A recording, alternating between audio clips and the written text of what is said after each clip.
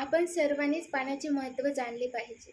कमी पाण्याची पातळी आपल्या शरीरावर अनेक दुष्परिणाम करू शकते. चला याबद्दल थोडक्यात माहिती घेऊया. सर्वप्रथम, कमी पाण्यामुळे शरीरातील ऊर्जा कमी होते. आपण थकल्यासारखे वाटू लागतो आणि कामावर लक्ष केंद्रित करणे कठीण होते. दुसरे, त्वचेवरील याचा परिणाम होतो. कमी पाण्यामुळे त्वचा कोरडी आणि बारीक रेषांनी भरलेली दिसते. त्यामुळे आपल्या सौंदर्यावरही परिणाम होतो. तिसरे, पाण्याची कमी शरीरातील तापमान नियंत्रित करण्यास अडथळा आणते.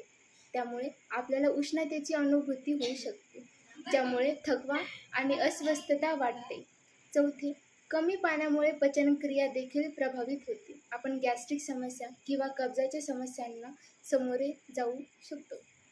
आणि शेवटी, दीर्घकालीन कमी पाण्यामुळे हृदयाच्या आरोग्यावरही गंभीर परिणाम होऊ शकतात. हृदयाची गती वाढते आणि रक्तदाबही वाढतो, ज्यामुळे हृदयविकाराचा धोका वाढतो.